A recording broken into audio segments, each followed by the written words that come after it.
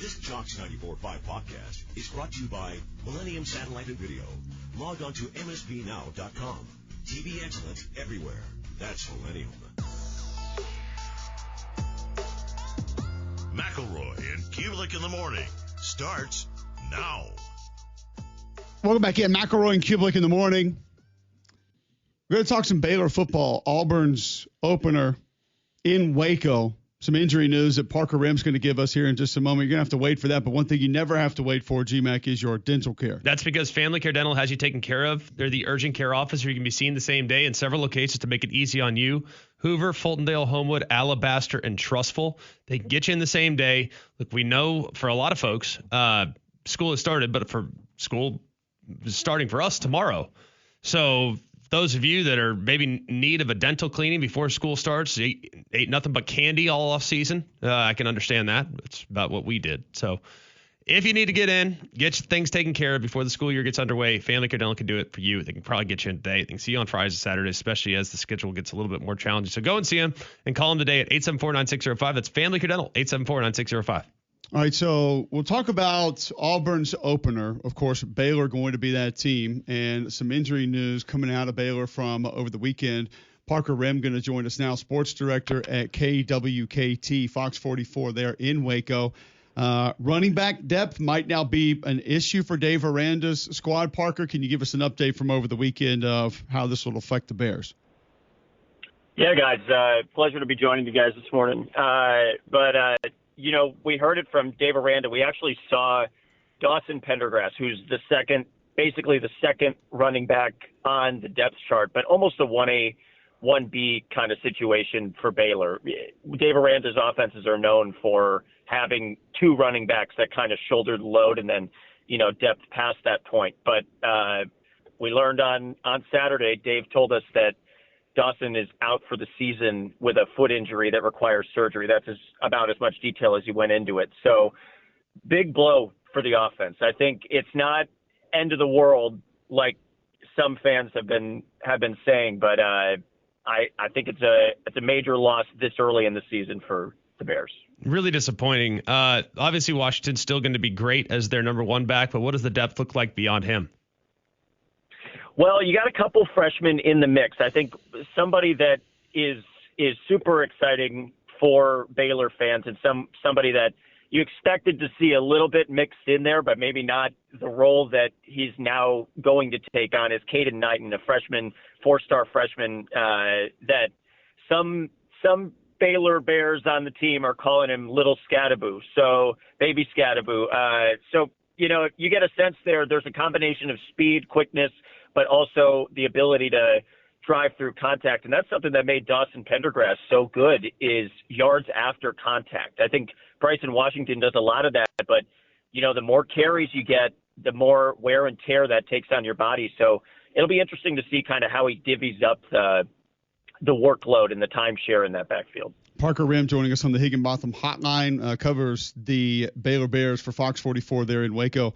All right, so we wanted to get the injury news right out of the way because that felt like the most important thing coming out of the weekend for the Baylor Bears. But up until then, through Saturday, other than that, what has been Dave Aranda's sort of feel for camp, his thoughts on just kind of where this team has been so far?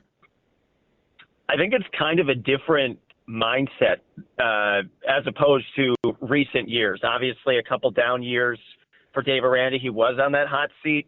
Now it's cooled down a little bit. You know, you're going into a confident fall camp where this team really feels like the sky's the limit this year. And I think that's kind of what Dave Aranda's played into throughout fall camp is we are that team. Now it's time, and we've seen it last year. Now it's time to go show that. And it's just a confident group, whether it's offense or defense, special teams. I think the Bears really feel like they should be one of the top dogs in the Big 12, you know, maybe in the country. Looking at the quarterback growth, a lot of the reason why people feel really confident is with what Sawyer Robinson's going to do and his progress that he made throughout the course of last season. I don't think there were many in the country playing better than he was down the stretch in the regular season. So can he pick up right where he left off, and how confident are they in his growth and potential to kind of carry them this season?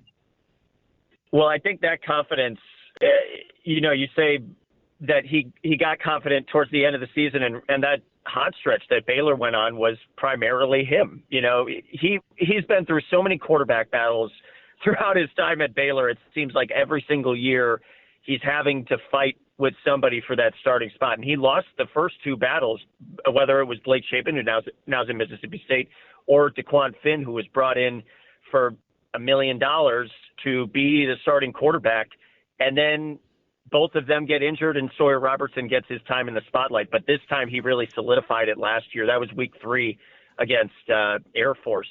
And, you know, you saw this confidence build throughout the season that he can do this. And I think that's something that Dave Aranda said too, was he didn't see that before. He didn't know that he had that in him. Now it's like everyone's rallying around Sawyer Robertson. So I think it's going to be a special year for him. He's certainly got the weapons in the skill positions, but can he just replicate what he did? If people say if Sawyer's being Sawyer, they're going to be just fine this year.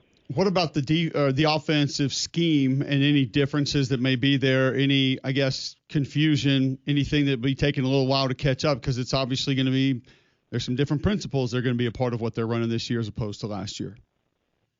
Yeah, I think where that all resides is from Jake Spavital, who is really a top-tier offensive mind in the country. He brought Baylor's offense from pretty much stagnant the past 2 years before he got here to, you know, firing on all cylinders past week 3. So I think that's where you got to look in terms of the offensive scheme, is they really adapted pretty quick. And I think it fits much better for Sawyer Robertson to just be going up tempo. That's pretty much what they pride themselves on, is, you know, getting to the line, running a play. And you saw that last year. I mean, the run game was working. The pass game was working. The offensive line got a greater push than it's ever gotten, you know, in the Dave Aranda era. And I think that's what they need this year.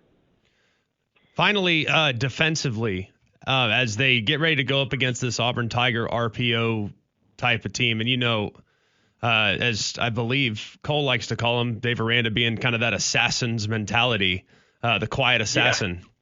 Yeah. He's going to have something. He's going to have a couple unique looks that he's just thought about and drawn up probably on a whiteboard all off season. How likely is it that they come out week 1 and throw a huge curveball at Auburn with what they do structurally on the defensive side? Yeah, I think we heard last year that Dave Aranda was going to take a more intuitive approach with the defense, maybe be more involved in the defense, because obviously, you know, he's a defensive coach. He used to be a defensive coordinator, one of the best defensive minds, you know, you hear from other coaches all throughout the country. And he called it an ugly baby. He's always known for his metaphors too. So he called the defense his ugly baby. You got to love it nonetheless, even if it's ugly. And it was last year. I think that's something that he's trying to shake up this year, and he's got the talent to do so. But I would expect something with Auburn's offense and just the duality of it to maybe shake things up. Might look a little bit different in week 1, just to throw some curveballs at the Tigers, because, you know, if you're going to win an SEC game like that at home to open the season on a Friday night under the lights there, you got to do something to shake them up. I've heard, Parker, that there's just a lot around the program going into this game, be it blackout, message boards saying, going out of their way not to let Auburn fans get tickets, people that bring it back to the game. Like, what? Just kind of give us the feel from Waco in general, the program in general, the fan base in general, of maybe what they're doing that shows how much this game means to the program and the fan base. Well, you know the moniker SEC just means more. I think that's honestly the vibe that we're getting around Waco right now. And I think head to head, Baylor and Auburn have only played twice, if I'm not mistaken. That just screams prime time game. It's actually on our channel, Fox 44, that night. It coincides with the first week of high school football, which is huge down here in Texas. I think that it's the perfect storm almost, so to speak. And I think fans are excited. You know, Baylor fans are very passionate. anyways, but to get the Auburn Tigers in Waco at McLean Stadium, same night as high school football, you just can't beat it. And blackout on the Brazos, too. Baylor was 2-0 in those anthracite black uniforms last year. I think they're trying to go 3-0, at least in the past 3 games, and we'll see what happens on August 29th. We appreciate the time, appreciate the updates today, Mike. Thanks so much for hopping on. We'll catch up again soon.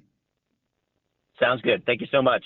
All right, there you go. Mike Rehm joining us on the Higginbotham Hotline, covers the Baylor Bears for Fox 44 there in Waco. And we'll start with the injury news, Greg. It's it's super disappointing for Baylor fans and super disappointing for the individual. But Dawson Pendergrass, second leading rusher last year, 671 yards, 6 rushing touchdowns. He's going to miss the entire season. Also, somebody who has had 37 catches in 2 years, so valuable out of the backfield as well.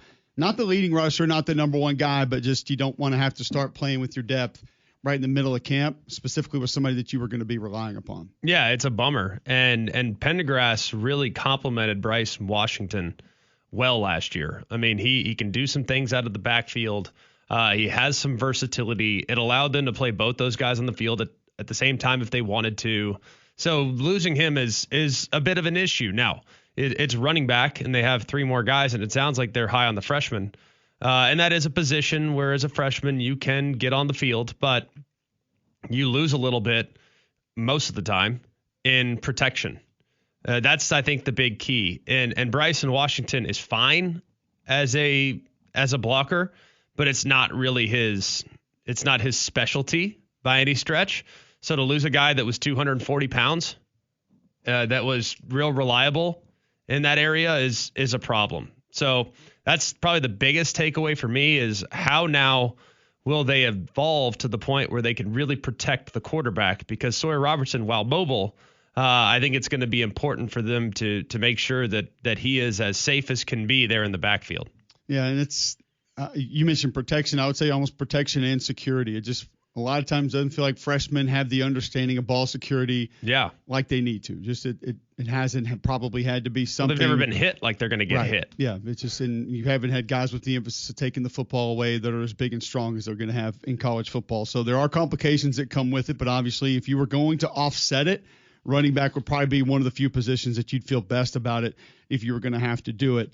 Does it change your opinion on this game at all when you hear kind of how much is going into it from a community standpoint out of Waco that they're going to go blackout again? They're going out of their way to make sure Auburn fans don't get tickets. I know that sounds like something that's going to happen everywhere, but not a lot of fan bases have that wherewithal to get out there and say, hey, don't let them infiltrate our territory. And Dave Aranda pointing out multiple times this offseason about this is an SEC opponent. We know what that means. We know what this can do for our program if we get that game. Does it change your opinion on it one way or the other? Because that can go the other way where you're like, hey, if you are putting all those emphasis on all those things, you might not be putting enough on the scheme and the players you're going to be up against. Well, not only is it concerning if you lose that game, I don't think it's as much about how it impacts the preparation leading into it. I think it more impacts the reaction after the fact in the event in which they lose. When you go all in on a game like this and come up short, it can have a devastating effect in the locker room. But this should not come as a surprise. This is a huge opportunity on Friday night, massive audience.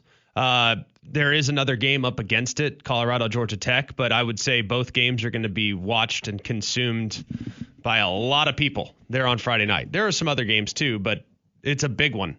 So I'm not surprised that Dave Aranda is going all in, because what's the biggest win of his tenure?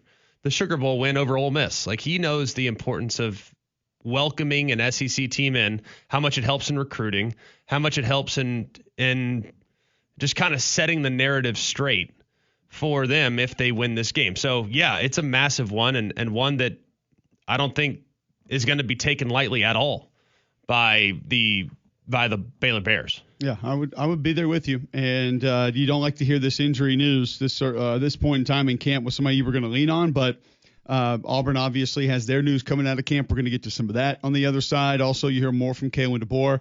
We have a question about Alabama's practice coming in for GMAC that we'll get to on the other side. Stay tuned. We'll get to that. Tweet into the show at Mac and Cube. your thoughts on this Auburn-Baylor game or where Alabama is in practice right now. 205-834-9450. You can be a part of the show on the Higginbotham hotline. We'll discuss all of that and more and get to a certain one of your questions about what happened with Alabama Saturday next when we come back right here on Jocks. Go inside Jocks 94.5 on Jocks TV. Morning Jocks, Mac and Cube, and Three-Man Front video simulcasts are presented by Bill Smith Buick GMC and Game Day Men's Health. Watch on the Jocks mobile app and YouTube by searching Jocks 94.5 TV.